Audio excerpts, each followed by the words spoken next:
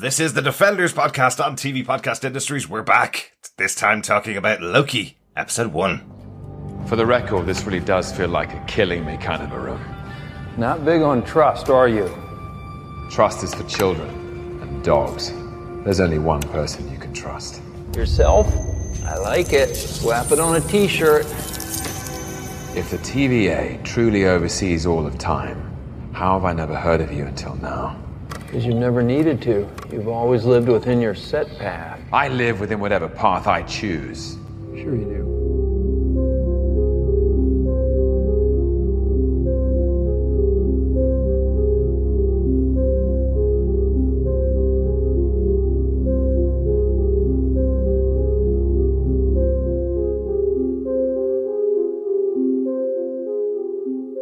Welcome back, fellow Defenders. This is TV Podcast Industries. We're back with Marvel on Disney Plus and the brand new series Loki. We're talking about episode 1. I am one of your hosts, Derek. Hello there, fellow Defenders. I am one of your other hosts, John. And rounding out this trio of mischievous miscreants, I am Chris. That's pretty good, Chris. That's a bit of a tongue twister. Well done. It is. I'm not going to say it again, though. The mischievous miscreants. You did it again. There you go. Okay, actually, I could. So I knew I could actually do this quite well. Well, we are bowing down before the God, the Lord of Lies, the God of Mischief, Loki himself. Mm-hmm, absolutely. Welcome back, fellow Defenders. If you haven't been listening to us over the last while since we finished our coverage of Falcon and the Winter Soldier, welcome back. Delighted to have you back with us for another Marvel TV show. We've been covering Star Wars The Bad Batch every week since we finished our coverage of Falcon and the Winter Soldier. I think we were also still covering Invincible at the time when we finished Falcon and the Winter Soldier. So we have a little bit of a slowing down of podcasts, but we've still done a lot of podcasting since the last time you joined us for a Marvel show. Yes. So what we're really trying to say is, while you may have had a break from us in your ear holes, we have not stopped. We have continued, much like the MCU, ever forward, ever on, and things like that. But yes, we have not stopped podcasting. I need a holiday. Oh, don't worry, Chris. This is my holiday. Exactly. This is the break. If it is the first time you're hearing us since we did Falcon and the Winter Soldier, that probably means you're subscribed to Defenders TV Podcast, where we have all of our Marvel shows. Why not think about subscribing to us on TV Podcast Industries, our main feed, which has all of the podcasts that we do every single week, and you can come and join us for all of our discussions about TV shows. We'd love to have you join us over there. What we'd also love from you, as this series of Loki's going on and the other shows we cover, we'd love to hear from you. We'd love you to email us to feedback@tvpodcastindustries.com with your thoughts about any of the shows we're covering, or you can join us over in our Facebook group at facebook.com/groups/TV Podcast Industries, where we put up a spoiler post each week for you to put in your thoughts about the episodes as they're airing. Yes, and as we're in the first of our shows, usually I say this to the end, but why not? Because it is the beginning. Ladies and gentlemen, if you like what you have, why not head on over to patreon.com/TV Podcast Industries. If you like what you hear, because you know what?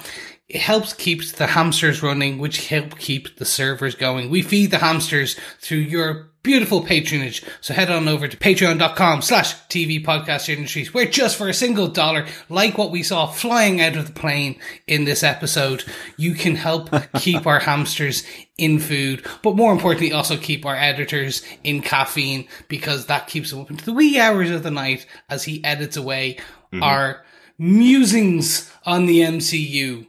Yes, you can also head on over to buymeacoffee.com/TVPI, where you can just buy Derek a coffee. Thank you. Absolutely. Feeding our hamsters or feeding me and feeding me coffee. Definitely. Yes. You can also contribute the exact amount of dollars that were falling out of that plane. That looked like a lot of dollars that were falling out of that plane. Yes, if you want to, you can give us all the DB cash. Absolutely. And of course, if not, you can support us by subscribing and sharing the podcast, because sharing the podcast is, of course, sharing the love, yes, which is especially important for Pride Month. Mm-hmm. Absolutely. We always love sharing the love in Pride Month. Definitely. Let's get on with our discussion about this episode of Loki. We are recording this a little bit in advance, so we will just be talking about the episode without, unfortunately, any of your feedback. But we do want to hear from you about what you thought about the episode. This episode was written by Michael Waldron, who's the head writer for the show. He wrote one episode of Rick and Morty, and really interestingly, he's also the writer of Doctor Strange and the Multiverse of Madness. He took over the main writing duties when Sam Raimi took over the director duties for this sequel to Doctor Strange. Yes, indeed he is. And he is very good friends with Jack Schaefer, and I believe as well just because of Wanda being involved in the Multiverse of Madness, there has been certainly a little bit of chit-chat between them in order that he is carrying on Wanda's story as well from WandaVision. Excellent. So, Yes, great Jack Schaefer, stuff. the head writer for WandaVision. Yeah, that's Yes, really interesting. And there is quite a lot of timey-wimey stuff going on in this episode. So yes, all very mad and multiversey. Absolutely. Yeah, and we did see a very prominent Easter egg to a very prominent Strange foe in this episode as well. So who knows? Yes, absolutely. We're certainly going to be talking about that as we go into the episode. Definitely.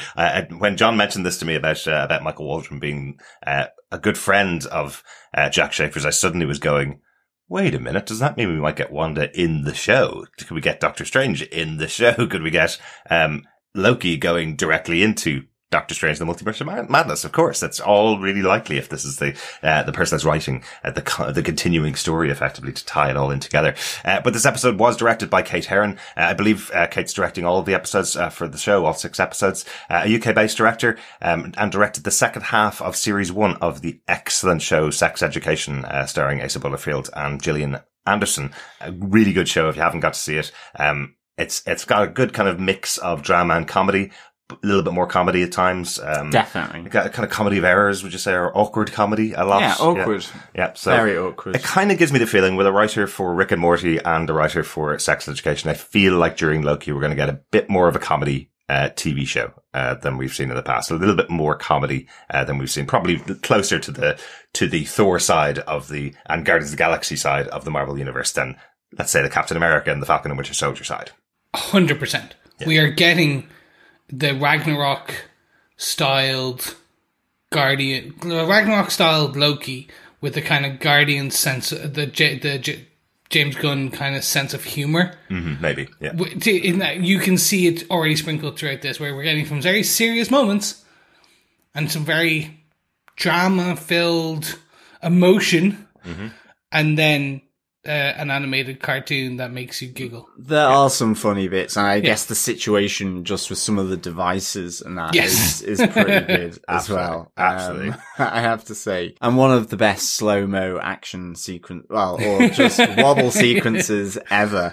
I did giggle. Yes, absolutely, absolutely. John, do you want to tell us what they gave us with your synopsis for the first episode of Loki Season 1? Sure. Following his battle with the Avengers in New York, Loki, god of mischief, was captured and awaiting transport back to Asgard to be punished for his crimes. But in their search for the Infinity Stones to defeat Thanos in the future, the Avengers travelled back to 2012 to retrieve the Tesseract. Fortunately for Loki, during the time heist, the Tesseract was dropped at his feet, allowing him to escape. Unfortunately, this change in destiny altered the sacred timeline, drawing the attention of the Time Variance Authority. Loki is captured by TVA Hunter B-15 and put on trial for his crimes in front of Juge Ravonna Renslayer. Meanwhile, TVA employee Mobius is investigating a series of murders in the timeline of other TVA agents, the Minutemen. He saves Loki from his trial and explains the work of the Time Variance Authority is to uphold the events deemed sacred by the 3 interdimensional beings known as the Timekeepers. As Loki diverged from this timeline, he's now a variant of the original Loki.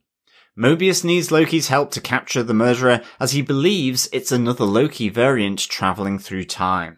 If Loki helps end the threat, a meeting with the Timekeepers is on the table. Very specific wording there from Mobius about the possibility that Loki might get something by helping them out here.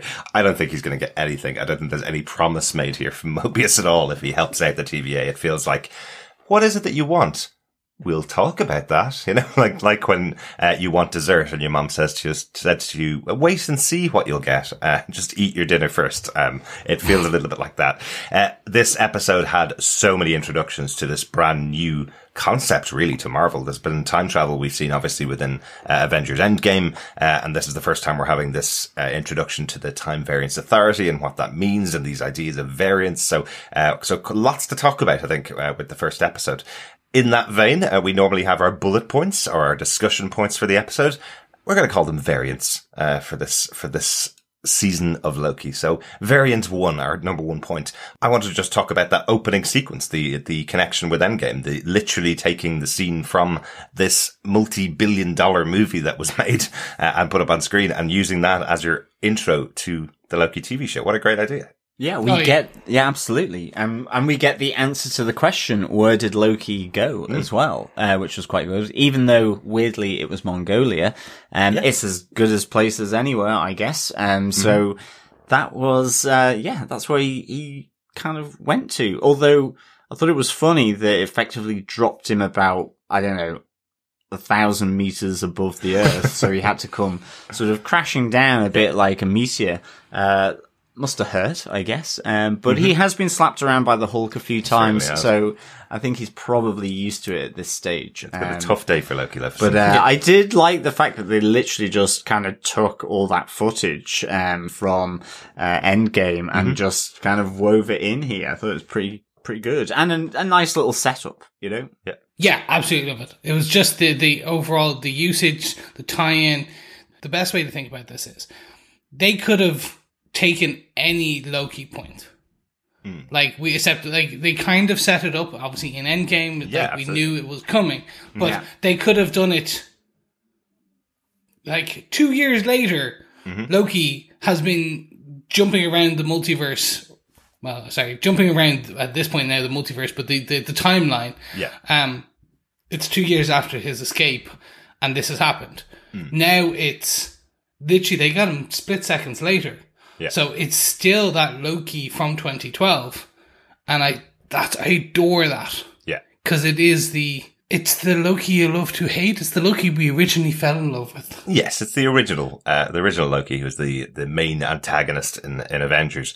I think I'm just, because we've been podcasting on Marvel now for almost 6 years, with all of the shows on Netflix and all the shows on ABC and now 2 shows on Disney Plus. I think I'm just still not used to them including so much footage from the MCU movies, like, you know, things like Agents of S.H.I.E.L.D. and Daredevil and Jessica Jones. There were things like mentions of the attack on New York, and you'd maybe get a little kind of shadowy glimpse of footage from the movies, whereas actually opening your brand new TV show with this 3-minute clip from, as I say, the $1 billion movie that was Avengers Endgame, it felt, wow, we are in the movies now. Like, we are absolutely jumping off from here and going straight into a new TV show directly from the movies. But it's that nice drop, isn't it? Because, and we'll get to it with one of our other variants, but it's that split in his timeline that he does, that you get to learn about earlier, because of sort of being shown effectively what he's missed from the other movies. And so that's really, really good. And I think with the whole Time Variance Authority and their explanation around time and multiverses, it nicely links to Bruce Banner and the Hulk with the Ancient One from Endgame as well, in terms of how she is describing the change in the timelines on top of the Sanctum Sanctorum. So this is all starting to build this notion of, I'll add to it further on the multiverse, because we get mention of Nexus here, which again, very important from the WandaVision. So it's all building, and connecting really, really nicely. I mean, I know when Feige said these were going to be really connected to the movies, I mean, not only is it just simply that they're using footage here in different ways. Here, we got that sort of straight off block of 3 minutes, but you got the you got the footage from different movies in both the previous two as well, with Falcon and the Winter Soldier and WandaVision. Yeah. But it's also just that, it's points in the movies being spun out into the storylines that are connecting to the next set of movies. So it's just really, really good. Yeah, absolutely. Absolutely. Let's get on to that discussion about the TVA and their objectives, the introduction that we have here to the Time Variance Authority as our second variant, because it did strike me, you literally mentioned it there, John, it did strike me that conversation that the Ancient One had with Bruce Banner, or with the Hulk, in Endgame. She talks about this idea of the variant. She talks about the idea of the main timeline splitting off into other timelines, and how terrified she is that her timeline will be completely destroyed by what the Avengers are doing. And that makes you now, after watching this episode of the show, it makes you think that the Ancient One doesn't even know about the TVA at all. Yeah. Loki questions them. Loki says, well, how would I not know about you? I'm a god. I've gone around every place in the universe. Why have I never heard of you guys?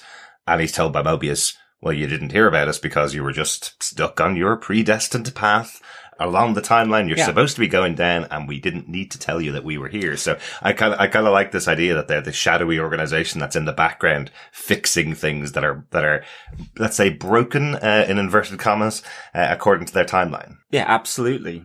So what we previously had in Marvel is S.H.I.E.L.D., and then we had S.H.I.E.L.D. in space, Sword, and now we have Time S.H.I.E.L.D. S.H.I.E.L.D. in time. S.H.I.E.L.D. in time. So there you go. It's just, and that's why you like it. It's a shadowy organization in the back fixing things. Yeah. It's just any type of S.H.I.E.L.D. You're like, I love shadowy organizations. Yeah. Well, I mean, it's not even necessarily shadowy. They're kind of like I mean, not that you're getting that they're innately evil in that sense. They're not like Hydra shadowy. Are you not getting that? No, not necessarily. I mean, to me, this really reminds me of the magic accountancy from the Mark Waid Doctor Strange, the recent Mark Waid Doctor Strange, where you have T. Holstrom, who's doing the accountancy on the price of magic that you got introduced with the Aaron run of The End of Magic. So it feels like that, something kind of almost extra dimensional, somewhere, cause we do get to glimpse, I guess, the TVA, or dare I say it, the city or the world that the TVA resides in, unless that is the full TVA, because it has to do so much, because it's for the whole universe, but the entire timeline and every single person in it. It's that notion of the bureaucratic behind the scenes office intervening to sort out a mess. And it reminded very much of the Mark Waid sort of magic accountancy aspect. But which is a really rare, I suppose a lot of people wouldn't know about that idea. And the concept is the same. It's effectively whenever magic is used in the world, in the comic books, there's this authority that are watching over it going, what's the cost of that piece of what's magic? What's the price for the magic? But in terms of the TVA themselves and their own objectives, we do get that excellent cartoon voiced by Tara Reid, the Miss Minute, who gives the guidance through an animated life cycle of the world, effectively, and what the TVA is for and their objectives, which is, there has been determined that there is one specific sacred timeline that, as long as that's kept, the world or the universe won't spin off into multiple multiverses, which will destroy everybody in it, because that happened, and in kind of, again, in inverted commas, that happened a very long time ago. Yes, which was corrected and consolidated into this sacred timeline by the three timekeepers. And so then stepping off the path is the Nexus event that could lead to chaos. Or madness, maybe. And you have effectively the TVA agents, these Minutemen, are then enforcing against the variants, bringing them in, correcting that timeline. And then the variants are getting reprogrammed, reset. Or wiped or wiped, and going in front of that court, in order to stop the creation of the new timeline and preserve this sacred one. And so, I mean, when we see, Loki, hitting the ground, in Mongolia, that's where we see these Minutemen coming in. You do get literally The best slow-mo hit ever from Hunter B-15, and I just love that. You know, she hits him, and then as his, I've never seen someone's lips and cheeks wobble so much. It was just so funny. So good. I love, you know, and you're feeling, you know, this pain in real time, as it's going in slow-mo, and he gets brought then into the TVA for processing. Absolutely. Basically. Definitely want to call out Hunter B-15 as well. The actress who plays the role as Wunmi Masaku, who we covered on her show in a breakout role in Lovecraft Country. Absolutely fantastic in that show, and great to see her in the Marvel Universe. Genuinely looks like she's having fun in every scene as well. Looks like she's really enjoying being in the role as well. So great to see her back. So, myself and Mr. O'Neill, last night we were discussing the multiverse as a whole, as a concept being introduced more and more and more into the MCU. Yes. And I'm doubling down on my discussion point from yesterday, which is I really do think that the overarching kind of phase 4, phase 5 is the multiverse. Yeah. That is the overall big threat, that it's going to be destroyed. Or like, it's the culmination of how you bring all these different things that they can talk about, like potentially a Miles Morales Spider-Man, or the Fantastic Four, or the Venom, or all the other different weird, the X-Men. It's like how you can theoretically bring everything into one singular universe timeline aspect and have it that the audience can understand. Yeah. They are sprinkling multiple seeds. They're planting all these seeds now for this explanation of understanding for the greater audience, so the people who watch Disney plus then over the MCU, people understanding that there is these other universes, these other dimensions, these that are bad. Yeah. Not bad because they are evil universes, but those do exist.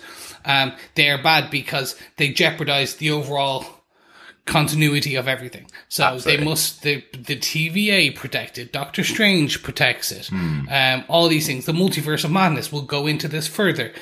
Far From Home, Long Way Home, the new Spider-Man will go into this theoretically, rumored. This show of Loki is nothing but the discussion on the multiverse and the variants and things like that. Absolutely. Yeah, and potentially seeing it for the first time, or at least getting to that sort of threshold of before we take the plunge with Multiverse of Madness into it, I guess. Yeah, because Marvel has pulled the rug out from under us before on this. We had the last Spider-Man movie, which was supposed to have multiverse elements in it, which ended off being a total lie. WandaVision, supposed to have multiverses in it, which also ended off being a lie. And now we're having discussions about a multiverse out there in Loki. The reason Chris mentions this, fellow defenders, is because I completely disagreed with him about the idea that this is going to be the future. So totally laughing when I watched the episode about half an hour after you left last night, Chris, watching the episode going, wow, okay, they are doubling down on this. Yes, see? But there's one thing that popped into my head about this whole description of the multiversal war, effectively, this idea that a war happened with all the multiverses which created the TVA. And it popped into my head when that moment happens where Loki looks out over the whole new city. And I'm kind of thinking, well, that looks really futuristic. So that looks like thousands of years further in time. So is the multiversal war they're talking about, is that started in Doctor Strange, Multiverse of Madness, and we have it going on throughout multiple movies and TV shows from now on in our world, in our timeline, kind of 2024, 2025 is when these are all set. And then the TVA is created thousands of years down the line and they come back and fix what the outcome of all of these things. Is that kind of the idea? Or that they've been around for millions of years fixing it. That happened, that multiversal break happened forever ago, like millennia ago. And now there's another, the Doctor Strange one is a second break, a second multiversal war break. So my feeling is this is the multiversal break that happened a long time ago, is the one that's coming up in the Marvel universe. That's my Timey-wimey. feeling of it. We have no idea. Well, but that was my feeling. Mobius does say time operates differently in the TVA, and I guess he's not just talking about the great sort of neck tag that he uses to rewind Loki very quickly if he is about to attack him or whatever. So like they have these devices that can reset timelines, that can move an individual. So there's all these different things, and the kind of doors that they go through to go into those different times. But and in a sense we see that with the Axon Provence, where there is a dangerous variant that has attacked the Minutemen, where it's back in time in 1549 in a church in France. So it's he's saying time operates differently in the TVA. Yeah. It could be for that wider kind of city, and so on. So I really like this because, I mean, like, Multiverse of Madness, you have Miss Minute talking about, this split into multiple universes leading to chaos, and potential destruction. All this stuff is synonymous with madness, the chaos, and all that. Yeah. And so it could very well be that, the big Nexus event that has shaped it will be the Multiverse of Madness. So actually, that would be really interesting for this, because in effect, Loki is back in time seeing stuff that he hasn't experienced yet, because he's used the Tesseract to move out of his timeline. But they could be, Miss Minute could be explaining something that we haven't seen yet and are about to see in the Multiverse of Madness. So, this is lovely. Complex. This is complex. I remember when we all watched Endgame, and it took us a little while to get it all together when we were doing the podcast about it. I remember we had to kind of nail exactly what they were talking about when they talked about, at the end of the movie, Captain America traveling back through time to kind of fix everything back to the way it was beforehand. And still, to this day, a lot of Marvel fans, a lot of viewers of those movies are still confused about how that time travel worked. So do you think they accomplished a good job in this episode of explaining it, or do you think it's over heavy on the information dump, or do you think it's really important to get this information dump now with what's coming up in the future? So personally, I think this whole episode is an exposition. It's Basil exposition. It's an exposition dump. It's everything you need to set up this series of 6 episodes. It's Basil exposition to the max. Yes. It's like, definitely. It's, they basically, they're introducing, again, we are the target audience, but we're not the final audience. And we have a lot more knowledge and understanding from reading basic comic books. Just the multiverse has been in the comic book staple for hundreds of years. I'm obviously being facetious here, but you understand. Like, since the dawn of comic books, there has been multiverses. No. But in the Marvel and DC, this is a very known and understood thing. And to the point where they've collapsed multiverses into a single universe in the Marvel comic book universe, and then have redone multiverse again. Same with DC. They brought it all into one universe through multiple crises, and then have split them out. So I feel they have successfully explained the TVA and branching timelines from both Endgame and this. Yeah. When taken together, it makes even more sense. When you have our burden of knowledge, it makes even more sense. I think basic understanding. Joe Soap, who comes in and hasn't watched Endgame, multiple other shows, has seen maybe Thor and the Avengers back in the day. And then, I remember that character. I liked him. I'm going to check this out. I think they are going to understand. It's going to be difficult, but I think they're going to be able to grasp the basic tenets of this branching timeline kind of variant thing. Yeah, it's going to be interesting, isn't it? Because I think Loki is probably the most breakout character of all of the Marvel movies. There's a lot of people that are fans of Loki, of Tom Hiddleston's performance as Loki, who don't necessarily have any interest in the superhero side of stuff. Yeah. So there's I think there's going to be quite a few people that will tune into this show not really knowing much about about what's happened since. So I think the episode had a lot to accomplish here. There's the explanation of the TVA, and let's go on to variant number 3, the explanation of all of the stuff that Loki's missed out on by being pulled out of the timeline because he had the opportunity to steal the Tesseract and jump out of his place in New York where he's supposed to be and supposed to be punished. They have to explain all that stuff that happened to Loki, basically.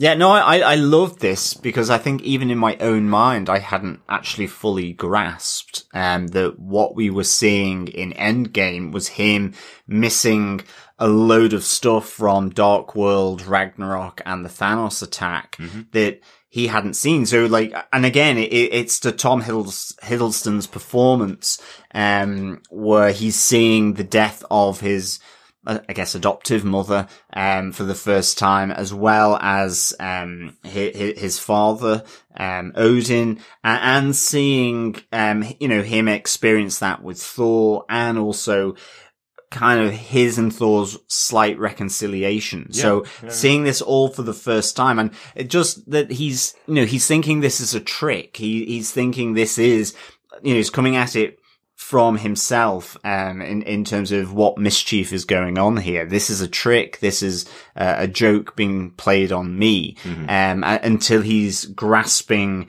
the idea that actually this is stuff, genuine stuff that he's missed. And I think certainly, it's a great little, through thread from, when his mum, talks about, that you understand everyone except yourself. Yeah. You don't understand yourself, and you have Mobius trying to find out from him, and because effectively Mobius has prevented Loki from being reset at the court ruling, to get this dangerous variant. And but Mobius too is looking for, to find out what, and to be honest about what he does and why you do it. And you get some really poignant moments with, all this stuff that is missed from the Dark World that, he inadvertently led to his mother's death. He's seen Odin pass away, and then ultimately as well with Endgame, he's missed Endgame, and he sees his own death. Everybody saw Endgame. All you need to do is buy a ticket to the cinema. But I love that he sees his own death because, possibly this is an explanation, to, the dangerous variant of him that that he's trying to prevent his own death. That could, ultimately, because we hear him, he wants to rule. It's like what he did when he arrived in Mongolia, immediately got onto the highest point, which was this rock, to try and say, bow down before me, mortal peasants, and worship me. I am the god of mischief. And I am burdened with a glorious purpose, which is echoed in this scene after he sees everything that happens to him that he hasn't experienced. He echoes it and says, some glorious purpose that I ended off accomplishing. So he's realized all of the stuff that he's been fighting for, all this control he thought he was going to have, all the posturing of being the god of mischief comes out and turns out to be nothing. Because he doesn't ever achieve the goal that he has to become leader. At least in the clips they showed. Because if you do remember, when Thor arrived back to Asgard, he finds Loki has been sitting on the throne for quite a few years. So he actually did lead Asgard for a while. For a moment, yes. Yeah, for a while. Indeed. Good couple of years. So they didn't show that side of what was going on with Loki, but I don't think that would have been enough for him. Anyway. I absolutely adored this. Because the question I had was, when you take the 2012 Loki, the Avengers Loki, you are literally missing all that character growth. Yeah. And he was a fun villain. He was a greater anti-hero, in my opinion. And I think this is what this will focus. They had to, within theoretically this episode, and they have, I think we'll get on to whether we think they achieved it or not. They've grown the character to a degree, as much as they could, within 60 minutes, 50 minutes, to show, oh, no, look, you are not that Loki anymore. You were this to be this Loki. This is your greater purpose. And I think him tweaking his greater purpose will be on the next episode, things like that. But essentially showing the folly of his ways, like the hoisted by his own petard, if you will, in that he's being, like, his greater purpose is not to rule. His greatest purpose is to die and to essentially embolden his brother. Yeah. And through not just, so starting in the Dark World. Yeah. In the Dark World, he teams with Thor. Then into Ragnarok, where they go on an epic adventure to the ends of the universe and beyond, and destroy Asgard, and then save Asgard. And then they're still, like, it's just all that anti-hero in Loki is the one that everyone loved. That's the reason he got this show. And isn't it interesting, in this scene, they're effectively saying to Loki, the TVA are saying to Loki, by doing all of this stuff, it doesn't actually amount to what you want it to amount to. So effectively Loki's going, all those plans, all those things that I'm going to do in the future, I have to avoid those, because if I do those, I'm going to end off dead at the hands of Thanos. Yeah, and he has that break sort of down, I guess, not literally, but he breaks down where, he calls himself the god of mischief, and you've had Mobius kind of pushing him about, well, you're the big metaphor guy, makes you sound smart, smart. Everything he shows him, he starts it off, does Mobius, with, here's your greatest highlights, of which they're all kind of fairly, quite ungreat for him, because they lead to the death of the one person he had that relationship with on Asgard, which was his mother, and he ultimately sees his own death and the things that he will miss, like the death of Odin. But he sees Odin saying, I love my sons. That includes him, even though, he was taken from the Frost Giants. So all of this, and ultimately you have Loki saying, the honesty, I guess, that comes out of him is that the mischief, while, all this stuff that hurts people, he says, I don't like to hurt people. All this mischief, all of this is the trick by the weak, to project, effectively power or control, to protect themselves. So it's just a side effect of trying to instill fear, is what he says. So it's that kind of, just that breakdown to realize that his mischief, yes, it's a power, but it's because he has, I guess, this weakness, of fear, because he wasn't an Asgardian. He's like, I don't actually want to kill anybody, but that does happen when you try to try to make people afraid. Like, Mobius calls him out pretty quickly on that, kind of going, you call yourself the god of mischief. This isn't mischief. This is killing people. It's not mischief.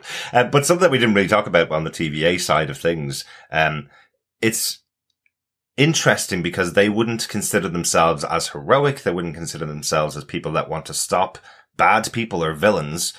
Simply a good person who doesn't turn up to work on time and changes the timeline will be killed and will be taken out of that timeline and will be punished for going off the path they're supposed to be on.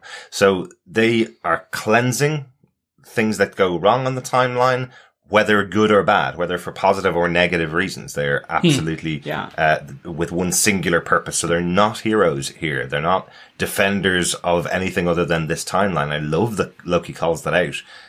Similarly to what we saw in Umbrella Academy, with the Time Authority, I think it was in Umbrella Academy, where the people behind this, you have to wonder, are their intentions correct? Is the timeline that they're trying to preserve here, this sacred timeline, why is that timeline the most important timeline that's being protected? And Loki calls that out. He kind of goes, well, who makes that decision? Or will they make that decision? These, three, reptile-looking, aliens, I think is how they're described.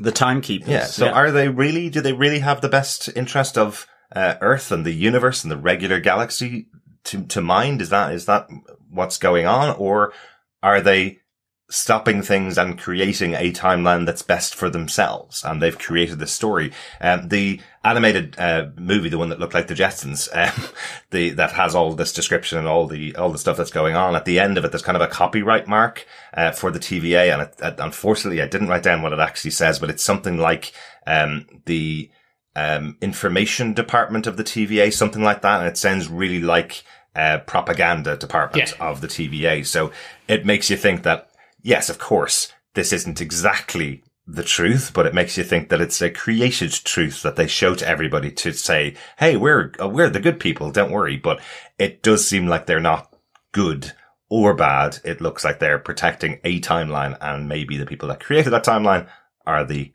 villains. And so, yes, but it's also then the question of, it's the Ancient One again, remember? It's the Ancient One using dark magic to control basically to protect the world and to keep herself young and continue to stay. So it's like, what evil is necessary in order for the greater good? Yeah, but what is the greater good?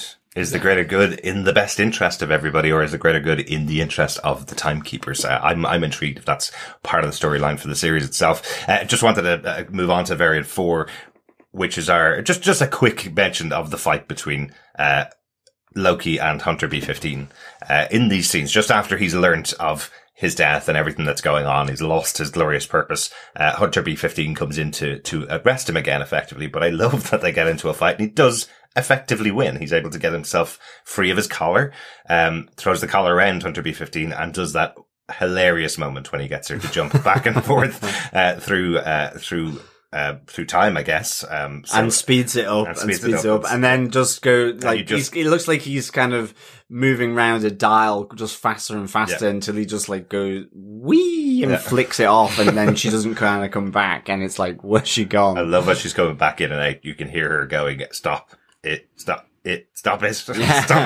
Which is really funny. But, actually, she flicks to Casey, who's the guy who's kind of on the front desk, who takes the Tesseract off Loki off B-15, Hunter B-15, when she brings Loki in. There's a nice little scene with him where Loki has escaped from Mobius because he's gotten that little device that allows him to jump through time within the TVA. Can I just make a note about that really quickly? That is a device that's supposed to keep Mobius safe, and he keeps leaving it out of his hands' reach. You see him reaching for it twice to stop Loki. He knows who Loki is, but he leaves it out of his hand. It's like the remote control on the TV, isn't it? I guess. If you had someone who puts it in the pocket. Yeah, if you had someone like the God of Mischief there, you definitely keep it close. But yes, he uses that device to get out and go and try and retrieve the Tesseract. But just with Casey, Loki's looking for the Tesseract to come back to actually then teleport out of the TVA, which he finds he can't do because magic is nullified. Like, I love in the court where he kind of starts to do his big magic sort of build up. Nothing happens, and you've got all the Minutemen just kind of sniggering behind because it's like, this is really funny. But he says to Casey, I'll gut you like a fish, and Casey's there going, what's a fish? Which is really kind of, okay. That's a weird reference. But ultimately he gets the gist of it, that, he will die horribly, I think. Loki elaborates on what that metaphor means. I think Casey explains it later on, saying he says he was going to turn me into a fish and then kill me. So he's close to the intent. While we're on this, fourth variant, I just want to call out the choice of the different actors for all of them, for Mobius, for Casey, for the Judge. Like, all of these are all good actors, and I know they're probably going to play. They're part of the bureaucracy, so they're going to play core pieces throughout this series. But they're fun. Like, I, hand on heart, am not a fan of Owen Wilson. I agree. Yeah. I just never really enjoyed the him and the Vince Vaughn kind of films, Internship, kind of Wedding Crashers, things like that. It's just, I don't know what it is. You're allowed to not like them. They're not very good. It's okay. But surprisingly enjoyed him in this episode. Like, him in this episode, B-15, Casey, just, they all bring this, either bring a flair, some fun, the inevitable bureaucracy, even Miss Minute, the animated narrator. It all just felt right. Yeah, exactly. Like, correct. And it was just good casting. Yeah. And I just, hand on heart, it's the same thing we thought for Flag Smashers. in Falcon and the Winter Soldier. It's the same thing we thought for WandaVision with like Catherine Hahn as Agatha Harkness.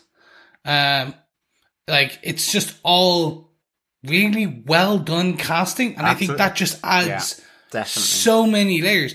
Even supporting clerk characters, just like Casey. It's just probably didn't need to be the actor who it is, but just because it is him, he can bring that comedic chops to it, and it's just fun.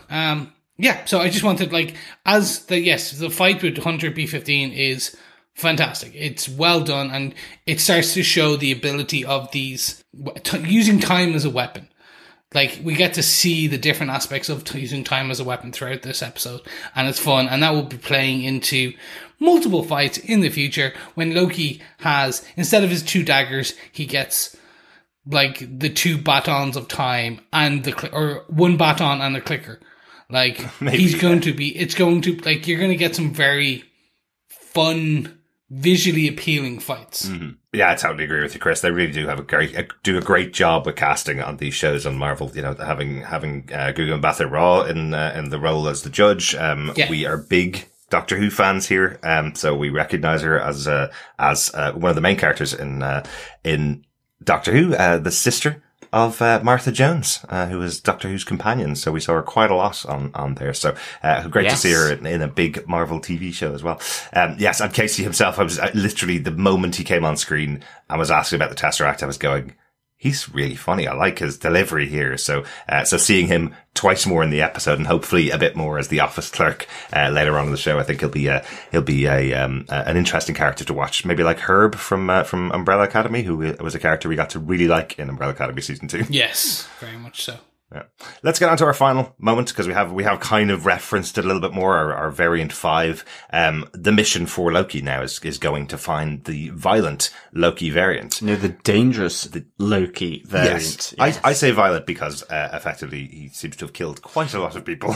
That is true. That is true. But the alternative is the Pussycat variant, which is the Loki that we see in front of Mobius, which is quite good. But yeah, he did not like that at all. The reaction from Tom Hiddleston on Tom Hiddleston's face of being called the Pussycat. No, exactly. Was fantastic. Yeah. But the interesting thing with this, with Mobius saying, you know, his kind of deal is that, well, we need your help to track down this dangerous variant. But he does say, because it's another Loki. He thinks it's another Loki. So but I like that there's still the little bit of doubt, but I guess we have, a dangerous Loki in one form or another, or maybe multiple, Lokis here working together.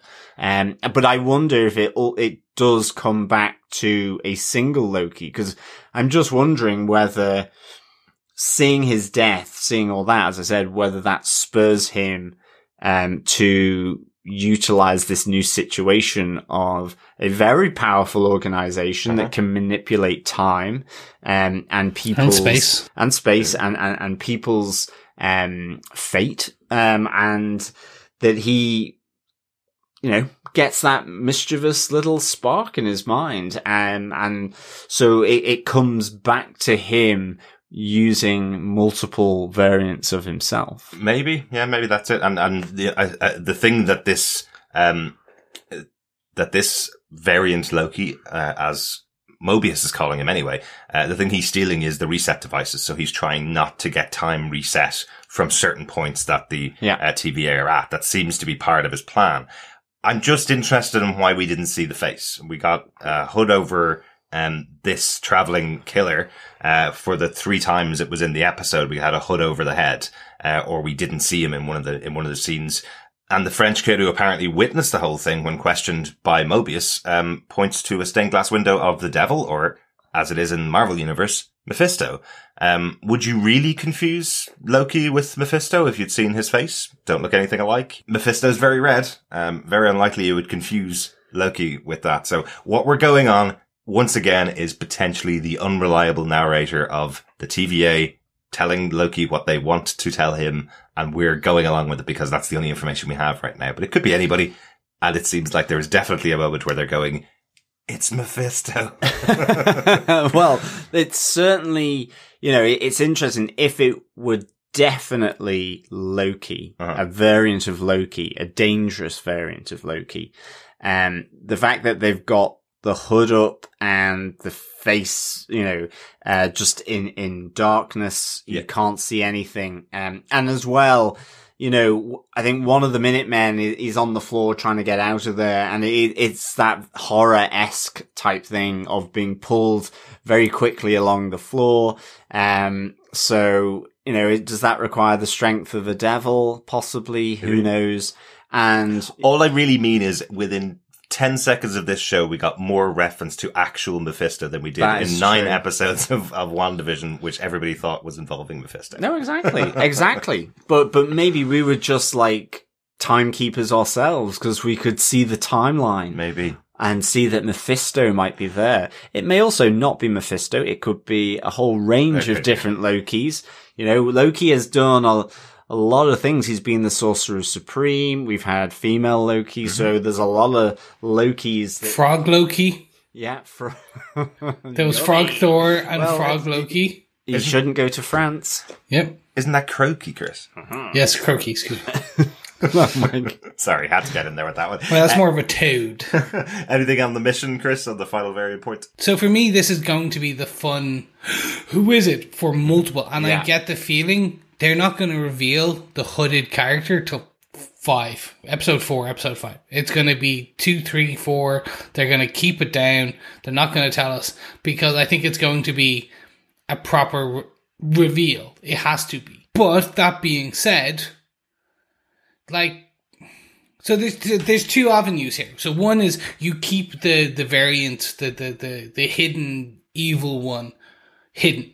You literally keep them cloaked for multiple episodes. So they are literally the amorphous big bad. They are the Mephisto. They are a devil. They can be anyone or anything. Because as soon as you take down the cloak, you reveal who it is. Yeah. So the suspense is gone. You have literally, it's that kind of, it's Schrodinger's cat. Yeah. And you build it up to the audience that it's just Tom Hiddleston, so we don't need to reveal his face. You know what Tom Hiddleston looks like. You know exactly what his Loki looks like. And it could be anything actually under the hood. Some variant of Loki, which could be really interesting. Could be played by a completely different actor, And you said hooded man. I immediately thought of Robin Hood. Mm-hmm. Exactly. And you could literally have a scarred Loki who's been destroyed, disheveled by Thor and is angered. Maybe. Yeah. You could have, as you said, the female Loki, who is in the comic books. Mm-hmm. You have the frog Thor Loki. You could have a devil Loki. Now, I know a silhouette of a frog, and that didn't look like a frog. No, but you could have a lizard Loki, Unless lizard man been Loki. Turned into a prince. Maybe it had already had He's had his kiss. Yeah. There you go. No, but that's the thing. As soon as they reveal that cloak, then the path is set. So as of right now, he is both nothing and everything.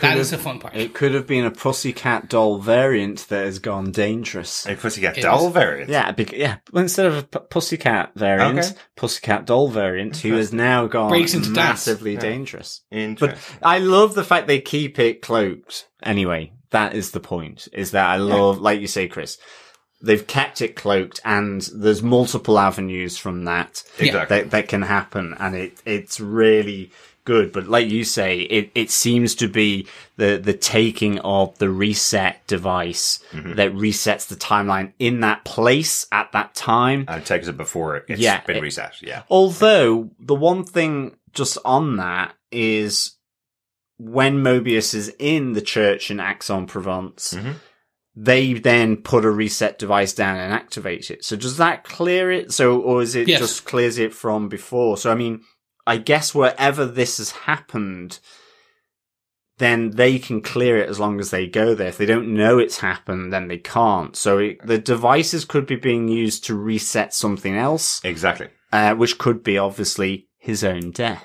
Or if you get enough of the reset devices, you bundle them all together to create a nuke. Can you destroy a time nuke? A time nuke? Can you destroy the main prime timeline and fracture it into multiple? Excellent. Loads and loads of questions that will hopefully all be answered throughout the series of Loki. You guys got any notes about the episode? Anything we haven't talked about yet? I've got a couple. First on, can I get some Infinity Stone paperweights? I know. Yeah. They were cool. They were cool. Yeah, that moment when Loki sees all of these Infinity Stones, which were so important for 22 movies in the Marvel Universe, and he's kind of going, hang on a second, you just got these sitting around here. The lads just used them as paperweights. And even they don't work in the Exactly. TVA. Yeah. Gosh, it's got a good old sort of energy center to whatever force field it's creating out of that. For me, that was fun because essentially it's saying that the Time Variance Authority is more powerful than the Infinity Stones. And you get that by opening a drawer. Yeah, exactly. It's fantastic. Yeah. I'm also going to quickly talk about the old DB Cooper scene. Yes, this was Because kind of interesting. this is hilarious. So, I'll jump two things. First, they have played up this scene in the trailers for multiple times, and it was led to believe, or we were all kind of led through the trailers and through kind of discussions that this was going to be a big scene and it was like a mission or something. No. Loki turning out to be DB Cooper, who I'll go into in a second, is a joke. It was literally a bet by Heimdall and Thor that he lost, and he was told to. And I'm like, that's fantastic. Like, just cool. It was a fun way. It was a fun throwaway thing. Yeah. For our listeners who do not understand and again, Derek, you didn't know who DB Cooper was until we started talking about it. I had no idea. I only knew because Chris mentioned it in January and laughing away about the idea that it would be involved in the TV show Loki, and I was going, I have no idea who DB Cooper is. So Chris, who was DB Cooper? Okay, so DB Cooper is the media pseudonym of Dan Cooper. And back in, it's about 45 years ago, more. Who was Dan Cooper? Dan Cooper hijacked, in 1971, hijacked a Boeing 727. Mm-hmm. So essentially, the story is, it's exactly pretty much as Loki plays out. Yeah. He, way through a flight, he essentially, called the air hostess over, gave her a note that basically said, I have a bomb. I want you to land, get all this money, take off again, and get rid of the passengers. And essentially, so that's what happened. They landed, he got the money, they took back up, along with the two pilots and two of the air hostesses. Dan Cooper essentially put on a parachute and sent the two air hostesses up to the front of the cabin with the pilots. And at some point over the second flight, over the Rocky Mountains, or I think it was the Rocky Mountains, somewhere in the US, he essentially jumped out. They don't know where he landed. He's never been found. They've never figured out who he is. He got a crazy amount of money, but no one knows who he is. It was now we do. It was Loki. Yeah, now we know it was Loki, and it was fun because they found. They think they found parts of the money buried, but they're not sure. It's this ever evolving, ongoing American kind of mythology of people think he might have been a paratrooper. Some people think that he was a terrorist. Some people think that he was ex-CIA, and it was actually all a big front to get Black Ops money. Excellent. And now we know it's Loki, so we know that mystery has now been solved. Excellent. Thanks for that, Mischief Chris. was managed. Exactly, yes. Exactly. John, any notes from yourself? Yeah, so it's just the three timekeepers. We don't get their names. It's just that they're space lizards, but their names are Ast, Vorth, and Xanth. So I guess we might hear that at some point. But the Time Variance Authority, which was established in a Thor in the 1980s, issue 372, that paid homage, which is really a nice thing, to a long-time Marvel writer and editor, but also continuity expert of Mark Grunwald. So all the members of the bureaucracy in the TVA were clones of Mark Grunwald by the creators, Walt Simonson and Sal Buscema. So, that's really kind of a nice little salute to, I guess, one of the main continuity experts for the comics in this TVA. I think that's really funny, isn't it? You can see all the writers getting together and going, this would be hilarious. You know, the way Mark always tells us we can't do what we want to do because it has to fit into the timeline. It has to be part of canon. Let's make him this evil TVA in the comic books that makes sure everybody sticks to the canon. Exactly. That's hilarious. And then there's also just a very brief reference to a nightmare department in the TVA. So again, possible references to Nightmare and having to deal with his mischief as well in the dream world, potentially. And that kind of made me think whether the magic accountancy could be in the same kind of place. You know, this kind of just slightly outside of time and space, I guess, in this fairly static thing. So entirely possible. Just to mention, if you haven't listened to our podcast before, John is our resident Doctor Strange fan, as you may or may not know. I think they know Nightmare by this point. is one of the biggest Doctor Strange villains and was supposed to be the original villains for Doctor Strange 2 until they changed it all up and turned it into the Multiverse of Madness. So any reference to Nightmare will have a little connection to that particular villain for John, I'd say. Yes, absolutely. Every time I have a nightmare and wake up in the middle of the night, John goes, oh, that's supposed to be in Doctor Strange 2. There you go. Guys, I think that's it for notes and for the discussion of the episode. Mischief managed, as Chris said. Do you defend the season premiere of Loki? Chris? Yep. I'm actually quite satisfied with what we were given, for multiple reasons. Core being, it dragged in parts, but they managed successfully, in my opinion, to essentially do 22 films worth of character growth. Well, not obviously 22 films. So all the films that the Loki was in, the whole first couple of phases of character growth, and the explanation of what the Time Variance Authority is, what multiverses are, what variants are. And they managed, in my opinion, to explain 99% of that well. And get the growth of Loki going from the villain of the Avengers 1 to becoming the actual, to becoming the anti-hero nearly, or at least be on the path to becoming that anti-hero that we loved from Ragnarok and Infinity War. Yeah, so I completely defend. Excellent. John, how about yourself? Do you defend this episode of Loki?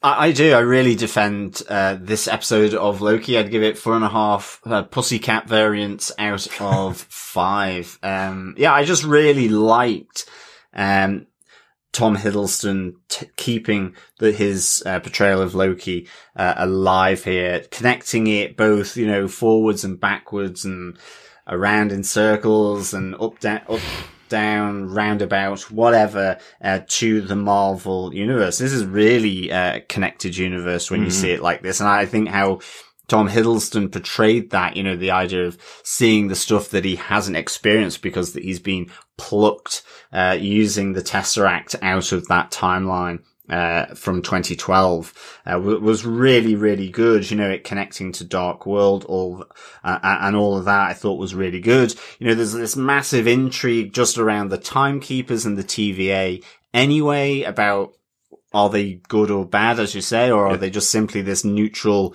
protection of a particular timeline for whatever reason, and whether that in itself may be good or bad. And just the, who is the hooded man there? Is it as simple as Agent Mobius suggests, that this dangerous variant killing the Minutemen from the TVA, is that simply a dangerous version or variant of Loki? Is it maybe someone else, as we see the devil stained glass window in the church? I wonder why the church actually possibly commissioned a devil stained glass window, but I guess they do have to show the yin and the yang side. No, it's very likely that you would have it in that particular position as well, because it looks like a place that you would go to worship the devil, because you don't put a stained glass window. Maybe it was a happy bad looking church. devil. Normally you would put the devil killing people, if you were doing a painting of him or something like that. Yeah. And I mean, you know, the fun stuff as well, like Chris with the saying about DB Cooper, just that fun little bit in amongst, you know, some fairly sort of deep stuff for Loki there with the death of his mum. Mm-hmm. The slow-mo hit at the start between, from Hunter B-15, the sort of getting her back with the time tag around her neck by Loki. Some real fun little stuff in here as well, and with Casey. Yeah. So I just thought this had kind of pretty much everything, actually. I really, really enjoyed it. Yeah. So absolutely do defend this episode of Loki. Derek, do you defend this episode? Yeah, there was one really interesting thing that we didn't even mention from the bits that were being played back to Loki. He's shown the death of Phil Coulson and told that was the reason that the Avengers kind of got together, was because he killed Phil Coulson.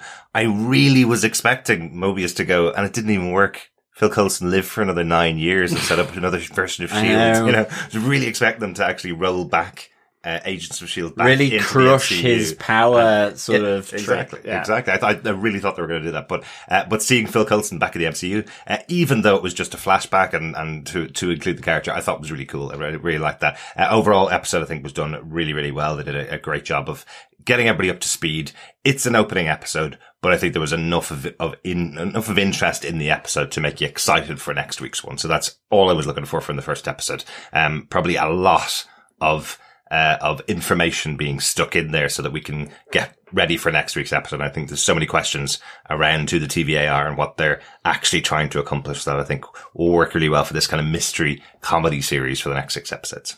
Yeah, and just also another thing we didn't mention was the great signed declaration of everything they'd ever said when he was getting processed right at the start, where there's 2 new sheets being added, classic, and whether he was a robot or not, and how would he know? Yeah. And I loved the whole Delhi counter judgment, where it was like, even though there were just the 2 there, Loki and the other guy, it was like, take the ticket for the Delhi judgment, effectively. Yeah. The other guy that was in that room, did you notice when Loki arrived originally, there was a scroll standing waiting to be processed, and then when the camera turned around, the scroll was gone, and it was that guy, the guy that was disintegrated for not having a ticket.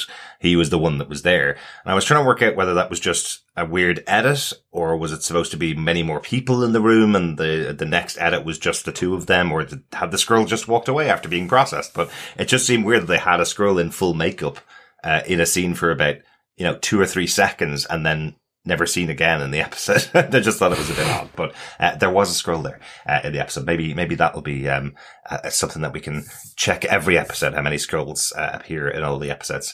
But we are returning to Marvel, as you know, for these episodes, which also means we're returning to our pub quiz questions. If you've joined us before for a pub quiz, or if you've not, the details basically are John will ask a question each episode of Loki. And at the end of the episodes, at the end of 6 episodes, add all of your answers together, all 6 answers together. Email us to feedback@tvpodcastindustries.com with your answers, and you'll be in the chance of getting some Loki goodies from us for getting all the questions right. Absolutely. And dare I say it, we have returned to our sacred watering hole, and we are the 3 booze keepers that retain the purity of the tipple that you can enjoy as you listen to our dulcet tones discussing everything about Loki. But yes, the pub quiz returns, and of course, send in your answers to all the questions to feedback@tvpodcastindustries.com, as Derek has already mentioned.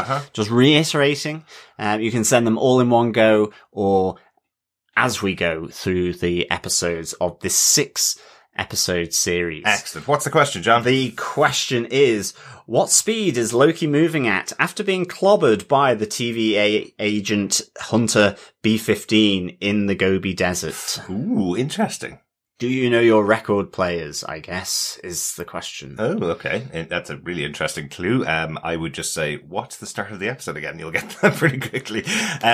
Do you want to repeat the question one more time? Yes, the question is, what speed is Loki moving at after being clobbered by the TVA agent Hunter B-15 in the Gobi Desert?